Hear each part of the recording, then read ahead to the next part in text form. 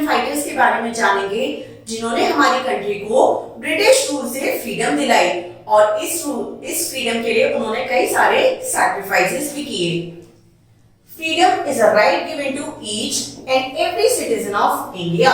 It implies freedom of speech, religion, action etcetera to the people. तो बच्चों, freedom एक right है जो हम सभी सिटीजन को मिला है। इसमें हमारे पास है अलग अलग फ्रीडम, जैसे कि फ्रीडम ऑफ स्पीच, हम जो चाहे वो बोल सकते हैं, हमारे ऊपर कोई भी पाबंदी नहीं है। Freedom of expression, freedom of action, freedom of religion, बच्चों हम जो रिलीजन चाहे वो रिलीजन फॉलो कर सकते हैं। तो ये सारे अलग अलग फ्रीडम हमें मिली है इन इंडिया।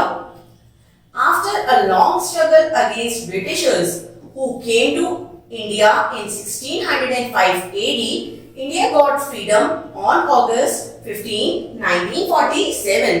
तो बच्चों, हम सभी जानते हैं कि इंडिया को ब्रिटिशर्स ने रूल किया और ब्रिटिशर्स कब आए थे इंडिया में? ये आए थे 1605 AD में। पहले ईस्ट इंडिया कंपनी इंडिया के अंदर आई थी और ये खाली ट्रेडिंग करने के पर्पज से आई थी, बिजनेस करना था।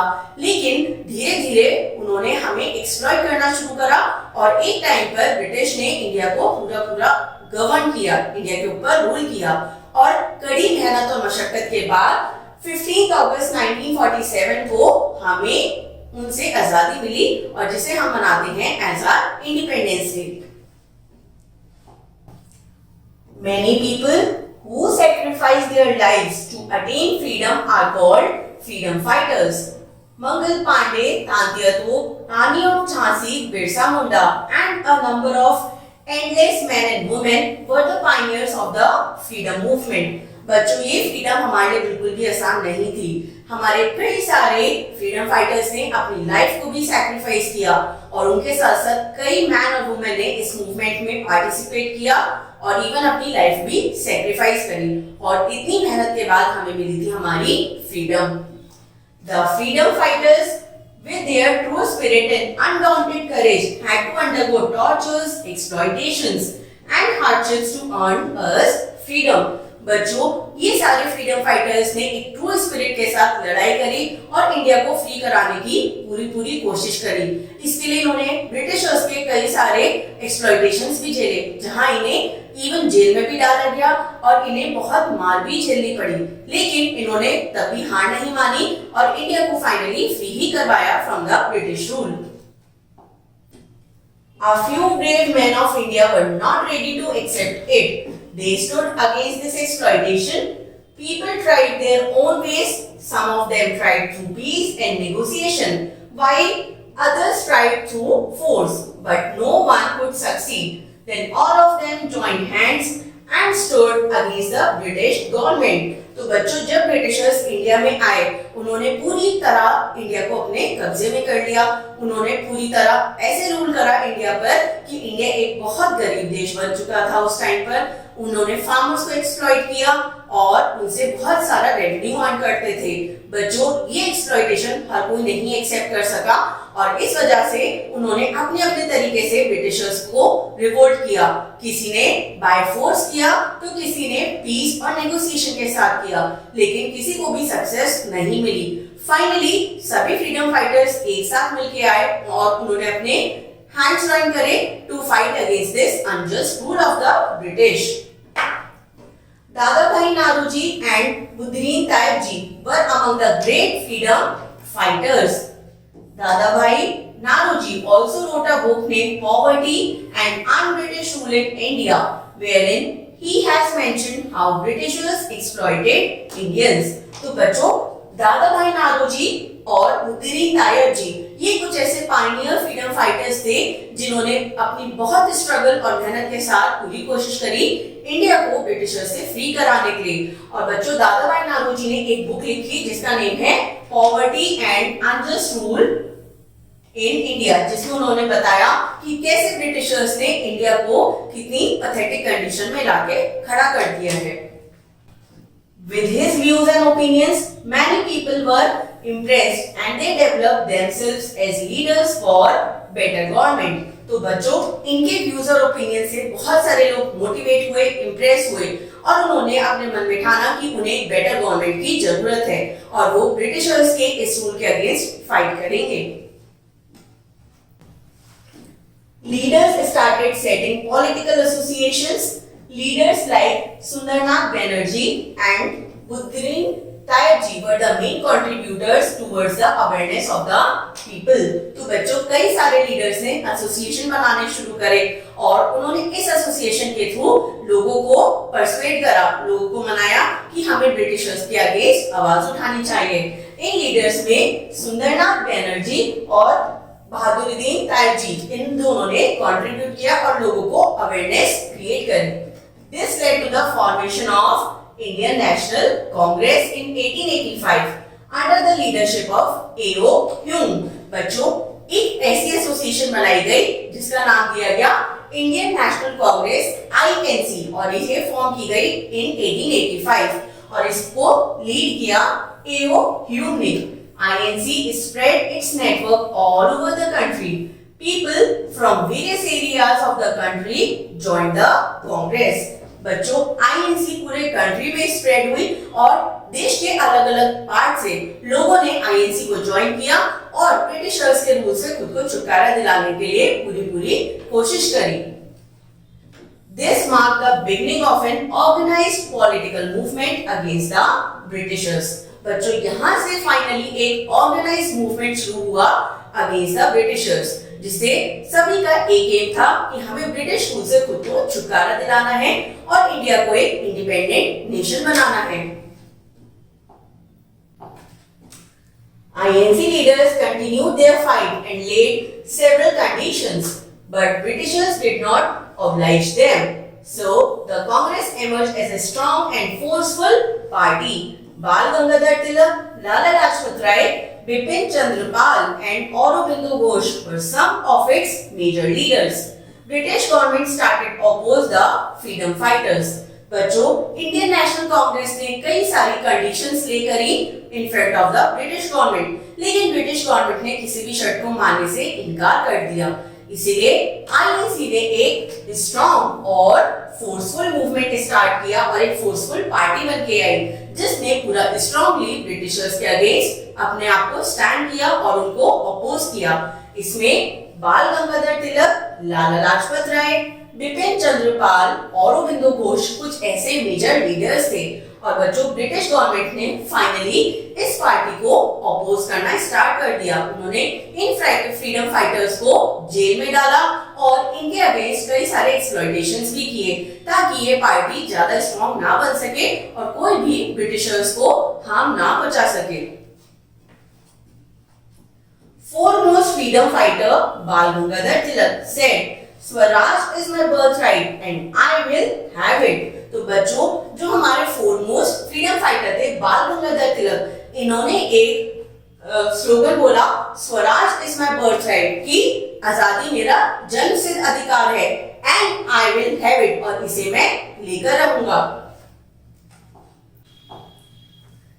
He was sent to jail many times for his extreme views and revolutionary ideas.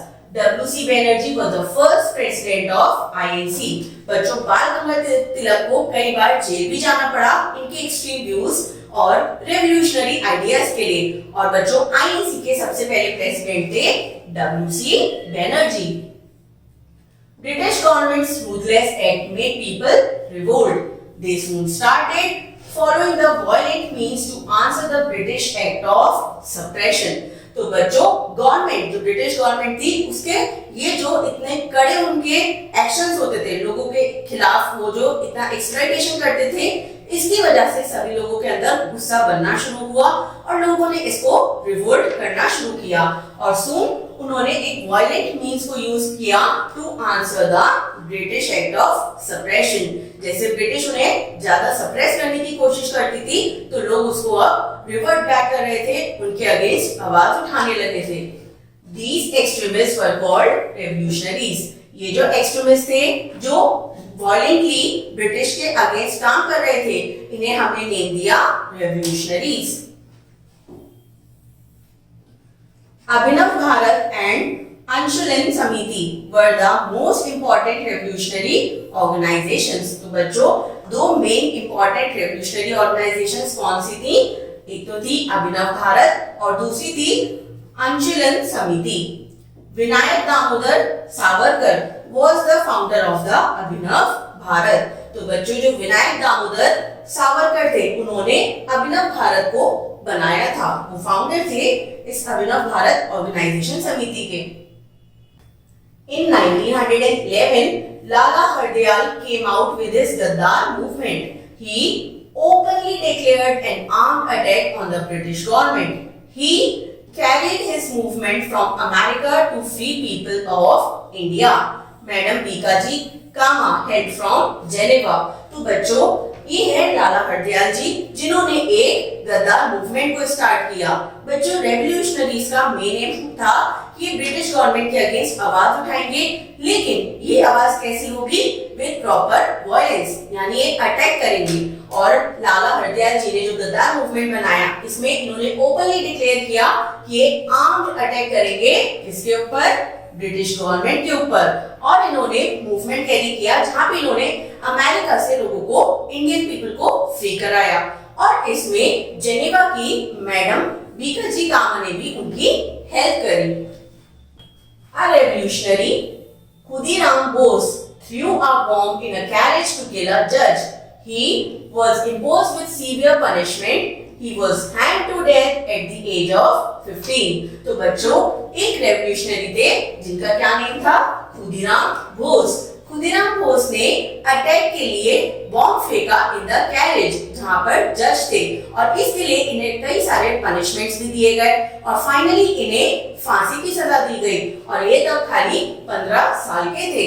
In 1914 first world war broke out. Mohandas Karamchand Gandhi returned to India from South Africa। तो बच्चों 1914 में हमारे वर्ल्ड में सबसे पहला वर्ल्ड वॉर हुआ, और इस टाइम मोहनदास करमचंद गांधी, जिन्हें हम महात्मा गांधी के नाम से जानते हैं, ये साउथ अफ्रीका से इंडिया वापस आए। He started non-cooperation movement against the British। बच्चों महात्मा गांधी ने नॉन कॉपरेशन मूवमेंट स्टार्ट करा अगेंस्ट द ब्रिटिश। ये नॉन कॉपरेशन मूवमेंट क्या था? बच्चों महात्मा गांधी के पहले तो दो मेन प्रिंसिपल्स थे। सबसे पहला था सत्याग्रह और नंबर 2 था नॉन वायलेंस, यानी गांधी जी रेवोल्यूशनरीज की तरह अटैक करने में बिलीव नहीं करते थे। इनका एम था कि हम किसी को भी परसुएट करें तो वो नॉन वायलेंस और पीस के साथ होना चाहिए। इसीलिए गांधी जी ने नॉन कॉपरेशन मूवमेंट को ऑर्गेनाइज किया और इम्प्लीमेंट किया। नॉन कॉपरेशन में था कि हम ब्रिटिश की किसी भी पॉलिसी में कॉपरेट नहीं करेंगे, ना ही हम फॉरेन गुड्स खरीदेंगे, और जो भी बाहर की कंट्री से आता था, ब्रिटेन से बने हुए गुड्स थे, उन किसी भी चीज को हम यूज नहीं करेंगे। ना ही ब्रिटिश स्कूल्स में हमारे बच्चे पढ़ने जाएंगे, ना कॉलेजेस में पढ़ेंगे, और कोई भी गवर्नमेंट ऑफिस में इंडियन वर्कर काम नहीं करेगा। People were asked not to follow the British government while remaining non-violent. His movement Satyagraha, which means force of truth, was peaceful। तो बच्चों गांधी जी का मेन मूवमेंट था सत्याग्रह, जिसमें उन्होंने क्या कहा था कि हमें सच के लिए लड़ना है लेकिन पीसफुली लड़ना है, यानी हम कोई भी खून खराबा लड़ाई झगड़े से अपनी बात को नहीं मनवाएंगे। The movement was going strongly, but it was interrupted by a violent incident that took place at Chauri Chaura village in United Province, now Uttar Pradesh। A crowd of people attacked the police station and set it on fire। तो बच्चों ये movement non cooperation movement अच्छा खासा चल रहा था जब एक बहुत बुरा इंसिडेंट हुआ जिसका नेम था चौरी चौरा विलेज इंसिडेंट। बच्चों चौरी चौरा एक जगह है जो अब उत्तर प्रदेश है, पहले इसे कहा जाता था यूनाइटेड प्रोविंस। यहाँ पर एक विलेज था जिसका नेम था चौरी चौरा। यहाँ पर लोग प्रोटेस्ट कर रहे थे और सुन ब्रिटिशर्स ने उन सभी प्रोटेस्टर्स के ऊपर फायर यानी गोलियां बरसाना शुरू कर दिया, और जो लोग मारे गए उनके गुस्से में बाकी लोगों ने चौरी चौरा में जो पुलिस स्टेशन था जो कि ब्रिटिश गवर्नमेंट का था उसमें आग लगा दी, और करीबन 22 पुलिसमैन मारे गए। बच्चों जब उन्होंने आग लगा दी तो उसमें 22 पुलिसमैन की डेथ हो गई और गांधी जी का जो मेन एम था कि हम कोई भी वायलेंस नहीं शो करेंगे वो बिल्कुल बेकार हो गया, जिसकी वजह से महात्मा गांधी ने नॉन कोऑपरेशन मूवमेंट को एंड कर दिया। As many as 22 policemen were burned alive. Gandhiji was greatly shocked and withdrew the movement immediately. तो बच्चों गांधी जी बहुत शॉक हुए थे क्योंकि उनका मेन एजेंडा नॉन वायलेंस वो बिल्कुल खत्म हो चुका था और उन्होंने इमीडिएटली नॉन कोऑपरेशन मूवमेंट को बंद कर दिया, कॉल ऑफ कर दिया। To see the grievances of the people, in 1928, the Simon Commission was formed. Not a single Indian was a member of the commission. This came as shock to the people. तो बच्चों British government ने एक Simon commission को form करा इन 1928। ये commission को form किया गया था लोगों के ग्रीवियंसेस यानी उनके क्या दुख है इसे देखने के लिए। लेकिन सबसे शॉकिंग बात ये थी कि इस कमीशन में एक भी इंडियन नहीं था। जब कमीशन के अंदर एक भी इंडियन नहीं है तो लोगों के ग्रीवियंसेस को यानी उनके दुखों को समझा कैसे जाएगा। Lala Lajpat Rai led the demonstration against the Simon Commission at Lahore. He was lathi charged and got grievous injuries. Later on, he succumbed to his injuries.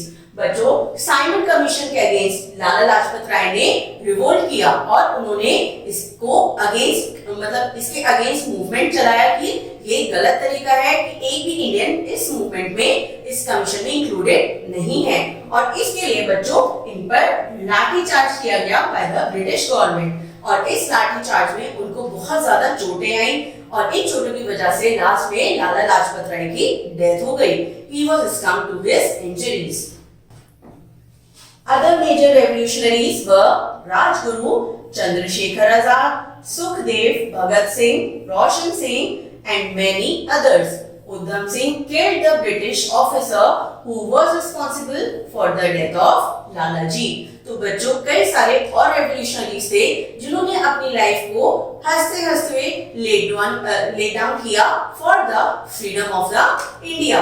इनमें कौन कौन से मेजर रेवोल्यूशनरीज थे? ये थे राजगुरु, चंद्रशेखर आजाद, सुखदेव, भगत सिंह, रोशन सिंह और बच्चों उधम सिंह जो थे ये भी एक रेवोल्यूशनरिस्ट थे और इन्होंने उस ब्रिटिश ऑफिसर को किल किया जो रिस्पॉन्सिबल था लाला लाजपत राय की डेथ के लिए। Bhagat Singh threw a bomb in Central Assembly Hall for which about 30 young men were arrested. Bhagat Singh, Rajguru and Sukhdev were hanged to death. तो बच्चों भगत सिंह ने सेंट्रल असेंबली हॉल में बॉम्ब फेंका जिसे हम आज के टाइम में कहते हैं पार्लियामेंट। तो भगत सिंह ने वहां पर बॉम्ब फेंका और इसके लिए 30 मैन को अरेस्ट किया गया। इसमें भगत सिंह, सुखदेव और राजगुरु को फांसी की सजा भी दी गई। In 1929, the INC held its session at Lahore. Here, Pandit Nehru pledged to have the Poon Swaraj, that is, complete independence. तो बच्चों 1929 में INC इंडियन नेशनल कांग्रेस ने अपना एक सेशन रखा लाहौर में और इसे नाम दिया गया लाहौर सेशन, जहाँ पे पंडित जवाहरलाल नेहरू जी ने बात करी पूर्ण स्वराज की, यानी अब हमें चाहिए कंप्लीट इंडिपेंडेंस, हमें ब्रिटिश रूल से पूरी तरह आजादी चाहिए। On 26 January 1930, he unfurled the tricolor on the banks of River Ravi at Lahore as a mark of demand for the independence. तो बच्चों 26 जनवरी 1930 को पंडित जवाहरलाल नेहरू जी ने लाहौर में on the river bank of Ravi वहां पर हमारे ट्राइकलर यानी तिरंगा को लहराया और ये डिमॉन्स्ट्रेट किया कि अब हमें पूर्ण स्वराज चाहिए, हमें कंप्लीट इंडिपेंडेंस चाहिए from the British rule. On memory of this day, Constitution came into force on 26 January 1950. We celebrate this day as Republic Day every year. तो बच्चों इस दिन को एम्बार्क करने के लिए और याद रखने के लिए हमारा कॉन्स्टिट्यूशन लेट डाउन किया गया ऑन 26 जनवरी 1950 को, जिसे हम आज के तौर पर मनाते हैं as Republic Day of India. In 1930, Gandhiji started a movement called Civil Disobedience Movement, in which people were asked to disobey British rules. बच्चों 1930 में गांधी जी ने एक न्यू मूवमेंट स्टार्ट किया जिसका नाम था सिविल डिसोबीडियंस मूवमेंट। और सिविल डिसोबीडियंस मूवमेंट कुछ हद तक नॉन कोऑपरेशन मूवमेंट की तरह ही था, जहां पर गांधी जी ने सभी लोगों से कहा to disobey the British rule. हमें ब्रिटिश के अगेंस्ट डिसओबे करना था। इसमें भी हमें फॉरेन गुड्स को नहीं यूज करना था, उन सभी चीजों को बॉयकॉट करना था जो हमारे गवर्नमेंट से रिलेटेड थी, ब्रिटिश गवर्नमेंट से रिलेटेड थी। ना ही फॉरेन गुड्स का यूज करना, ना ही लिकर का यूज करना, और सभी ब्रिटिश गवर्नमेंट ऑफिसेज से सरेंडर कर देना, सारे टाइटल्स को गिव ऑफ करना। Gandhi ji broke the unjust salt law by marching from the Sabarmati Ashram in Ahmedabad to Dandi on the sea coast near Surat. This famous march was called Dandi March or the Salt Satyagrah. बच्चों, गांधी जी ने civil Disobedience movement कब शुरू करा? ये शुरू हुआ था with the broke of salt law. Government ने एक सॉल्ट लॉ इंपोज किया था सभी इंडियंस के ऊपर, जिसमें कोई भी इंडियन सॉल्ट को खुद से नहीं प्रिपेयर कर सकता था। बच्चों, सॉल्ट यानी नमक हमारी एक बेसिक नीड होती है और ये हमारी खाने में एक इंपॉर्टेंट पार्ट होता है। बच्चों, ब्रिटिश गवर्नमेंट ने सॉल्ट को मना कर दिया कि कोई भी इंडियन इसे मैन्युफैक्चर नहीं करेगा, खुद से नहीं बना सकता है, और जो भी इंडियन को सॉल्ट चाहिए वो खाली ब्रिटिश से ही परचेज कर सकता है। ब्रिटिश इसके ऊपर कई ज्यादा हेवी टैक्स लगा के इंडियंस को दे रही थी, जिसकी वजह से घर घर में सॉल्ट की शॉर्टेज हो गई थी, क्योंकि कोई भी इंडियन इतने महंगे सॉल्ट को अफोर्ड नहीं कर पा रहा था। तो ब्रिटिशर्स के अगेंस्ट गांधी जी ने सत्याग्रह करा, दांडी मार्च।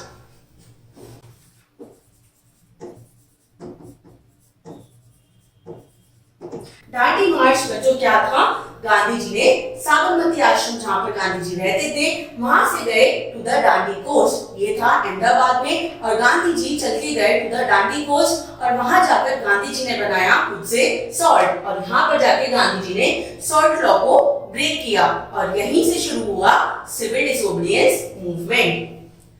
Gandhi ji made the salt, and for this offense he along with several others was arrested.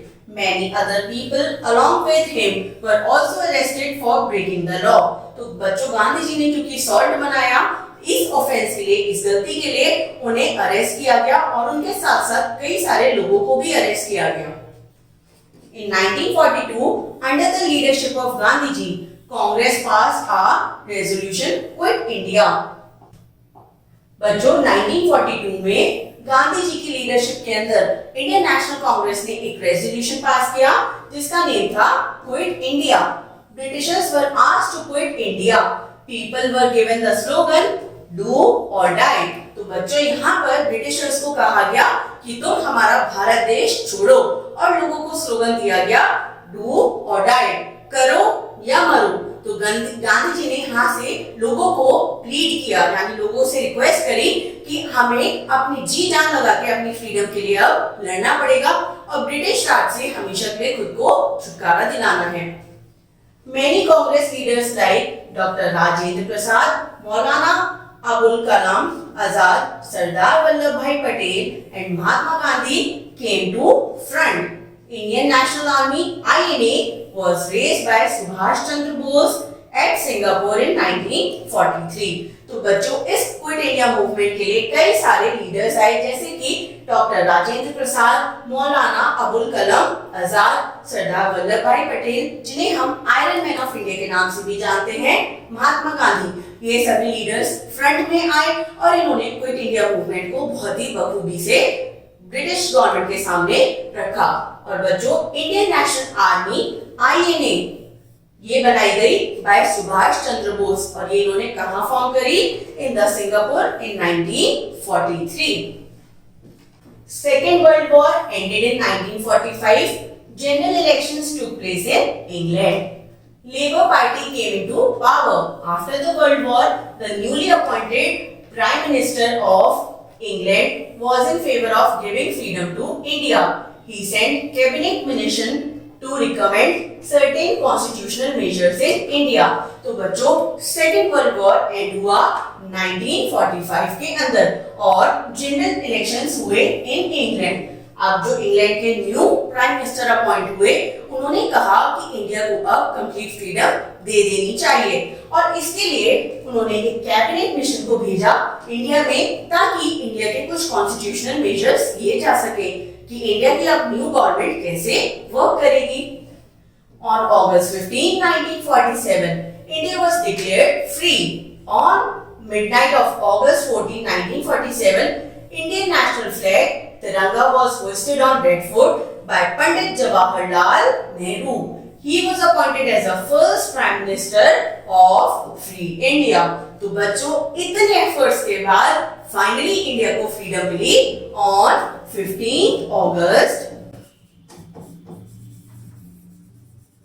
1947 को। और इस दिन हमारे जो पंडित जवाहरलाल नेहरू जी थे, इन्होंने रेड फोर्ट पर हमारा नेशनल फ्लैग, जिसे कहते हैं हम तिरंगा, उसे अनफोल्ड किया, उसे पोस्ट किया और वो बने हमारे देश के फर्स्ट प्राइम मिनिस्टर। तो बच्चों, आई होप आपको हमारे सारी फ्रीडम स्ट्रगल के बारे में खूब अच्छे से समझ आया होगा और हम सभी कोशिश करेंगे कि हम अपने कंट्री को प्रॉपर रेस्पेक्ट पे करें और इसकी फ्रीडम को इसी तरह अच्छे से बनाए रखें। I hope you enjoyed this chapter. Thank you.